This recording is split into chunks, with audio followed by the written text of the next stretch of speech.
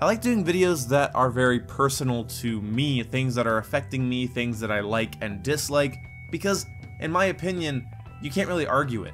When I make my big decisive points or my more opinionated videos or opinionated rants, I'm always scared who's going to be pissed at me, who's going to unsubscribe, and who's just going to downright hate me. I've had longtime fans watch some of my videos and then they see one of my videos that has an opinion they don't like, and now they just hang around and criticize me. It's because we identify with our points of view as if they're so special and so specific just to us. We value them above everything else, and that's why you get those kind of interactions online. But in this video, I was going to review COD World War II. I had an idea to, talk about, should you buy it? But there's already a ton of videos. It's Call of Duty. If you like COD, you have already owned it or have it on your Christmas list or your birthday list. If you don't like Call of Duty, World War II isn't going to change your mind. I don't understand why people think that it is or would or could have. So I decided not to do a review and instead do something a little bit more personal and talk about what is ruining COD World War II for me. I don't have a lot of game-breaking, game-ruining bugs. I don't have bad connection. I don't even really care that the BAR is really powerful right now. I want it nerfed because it is very strong and it kills very quickly, but it's honestly not ruining the game for me. Yes, I know, just like with Battlefront 2, it's not evil, guys. It's not that bad, and I'd probably sound like someone that just drives in the middle of the road to avoid pissing off either lane, which of course, while doing that, you'll piss off both at the same time. That is kind of where my headspace is at. I'm not really out for blood. I'm not really looking to hate something. I'm not really looking to despise something or even praise something. Because there is something ruining COD World War II for me, and that is the goddamn team balance. Team balance is something that has been a problem in almost every shooter for me, mostly because because of my life, have had more time to play video games than a lot of other people. I also am very passionate about video games, and they're not just my in-the-evening goof-off session. Well, sometimes they are. But I'm the kind of nerd to go into a private match in Call of Duty and actually do drills against bots, training my accuracy, giving them double health, making sure that I don't reload in between kills and see how many people I can kill with one magazine by not missing any shots. I go into Titanfall and I practice my movement and practice my running around and wall running and everything before I get into a multiplayer match. Sometimes I play games like Wolfenstein or Call of Duty campaigns, or currently the new Battlefront 2 campaign. I play that like it's an online competitive match so that I don't get out of that headspace when I go to multiplayer. I try not to let myself relax too much because I want to be good. I want to be at the top of my team. So that's my nerdy mindset. So yeah, as a first-person shooter nerd, I practice games, I overanalyze them, I'm overly critical of them, and I'll also give them the benefit of the doubt and defend them. But COD World War II's team balancing ruins the goddamn game. I can't even play a match of TDM without having to sweat my ass off to pull out a very, very, very slim win. I can barely drop 30 kills in a match anymore. I am going even, I am losing gunfights to people that are much faster than me, much better than me, and I don't mind having a good team of enemies. I don't mind having a challenge. I like a challenge. That's the way we get better. We have to actually push ourselves out of our comfort zone. But it feels like I have a 99 to 100% success rate with running in to amazing enemies and having terrible teammates. There is usually 3 amazing enemies on the enemy team, and I usually have 5 other people on my team that don't know how to play. When your teammates cannot win gunfights, when your teammates cannot gain map control, when your teammates do not play the objective, the enemy team doesn't just get a morale confidence boost, they get an actual tangible advantage over you in terms of map placement, gunfights. They have momentum. They mow through your 5 shitty teammates, and then you are just an extra target to them.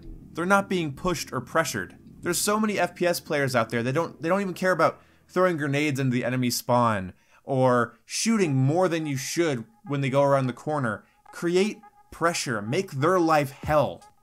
Suppress them, dump bullets at them, throw grenades at them, stay on your feet, stay fast. But my gameplay quality in COD World War II has gone down significantly, and I swear to God, it's because I'm fatigued. I can barely manage a match of TDM without getting sweaty palms and getting frustrated because I'm fighting people that are so much better than me. and yet I'm still leading. So I know you guys are thinking, you know, get good, right? Roll fine, yeah, sure, I would like to get better, but it's hard when I have to sweat and I have to fight tooth and nail, and I still lead, I still carry, and still fucking lose. And in the war mode, it's worse. It's like COD players can't deal with an extra set of objectives. It's like they can't deal with placement or realizing that, hey, sniping in the war mode is fun, but is it really necessary? No, they don't ask themselves those questions. They don't think, am I making my teammates' lives hell? It's like every one of my teammates are the guys that come home after work and they play on their big flat screens with no headphones or anything, and they just play for like a couple matches and hop off, and that's fine. But all of my enemies are like at their desk with their BenQ gaming monitor and their headset and their Elite controller, and they have friends with them every fucking match. During a live stream, the standout match to me when doing a Call of Duty World War II live stream was the one where I got carried. That to me is more impressive than killing the whole enemy team with one magazine, or getting a flank off and getting a triple, or getting play of the game with a sniper collateral. That shit doesn't even matter to me. I have to sweat and get irritated and angry to get those things. Playing solo fucking sucks, and when I play with my friends, we usually have to go up against the 6-man team. So no, I'm more excited when I get carried, when there's one teammate that's above me, and I just picture it as someone looking at me saying, hey man, I've got this for you. And it feels so good to not have to be the best player. So my problem is that since I'm so good, I have to carry each match against enemies that are also very good and still lose. So I sweat and I grind and I get irritated and I'm irritable because my teammates are making every wrong decision every fucking game, and then I still have to lose. I don't get to win. I don't get the victory screen. Now, some people don't have this problem. Some people are actually better than me. And I think some of the times people think that Call of Duty is the problem when it's really just their teammates. Their teammate not securing the lane behind you, and that's why you got shot in the back. It's not actually bad spawns. Your teammate just wasn't guarding that area. Your teammates can't win their gunfight, so the enemy team overruns the objective, and people get mad at the game. I get mad at the people on my team that are working as a detriment to me. And that's exactly what it is. I'm sorry. They're a detriment. That's why I've been enjoying playing free-for-all more than anything. Now let's address the elephant in the room. Skill-based matchmaking. Now, what's really interesting to me is that everyone's saying there's no such thing as skill-based matchmaking, and that's fine. Lots of people's experiences disagree with that. Lots of people do not seem to comprehend that there's no skill-based matchmaking. And let's assume for a second that Michael Condrey is correct when Michael Condrey said there is no skill-based matchmaking in COD World War II. Let's assume he's not lying for a second, okay? Bear with me. But that doesn't mean there isn't some other matchmaking system that affects certain players. Me hopping on for the first game of the day where I'm rusty and haven't been playing anything, or maybe I just got done playing a game that's completely different.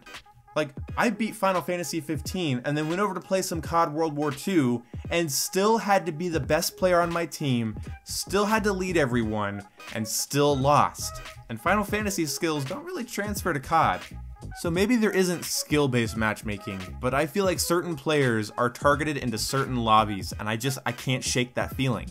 I cannot play an objective game mode. And I mean, I couldn't really in Black Ops 3 or in Infinite Warfare, but in Black Ops 3 and Infinite Warfare, I could hop into TDM and not worry about going up against people that play as if they're fucking optics scumpy. I didn't have to sweat every TDM game. So maybe Christmas noobs will make it better. Let's not speculate and guess and cause conspiracies about ghost matchmaking systems that do unseen things to give you bad matches. But my connection quality is great. My hit detection's really good for the most part, you know, just about, you know, on par with all my other shooters, to be honest.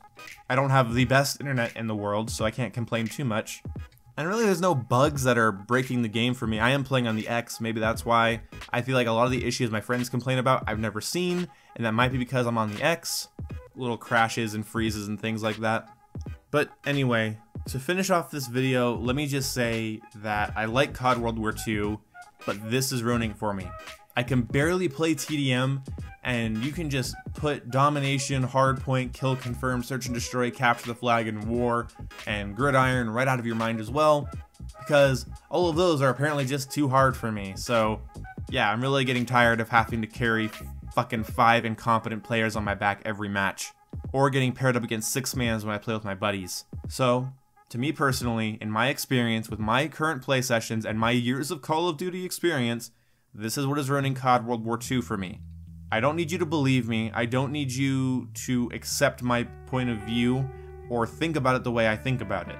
But I have played a shit ton of first-person shooters and I've played a shit ton of Call of Duty, so if I'm complaining about this, just know that something is standing out to me. Whether your perception of it is different, I'm sorry, I don't care. So let me know what you guys think in the comment section below. Are you having good matches or bad matches? I'd like to really figure this out. If you're always having to sweat against enemy players, I noticed even some of my friends that are not as good as me at Call of Duty, they're going in and still having to carry and lead and be the best they can possibly be. If you stayed to this point in the video, write 5 PM in your comment before leaving it. That means you stayed all the way through, and I know you heard me 100%. I'll see you when I see ya. Goodbye. Remember, write 5 PM. Shot my spawn. He is lost. Fucking shit. Why can I not fuck... Every time I play an objective game mode, I have to sweat my ass off and I never win. I'm doing terrible. My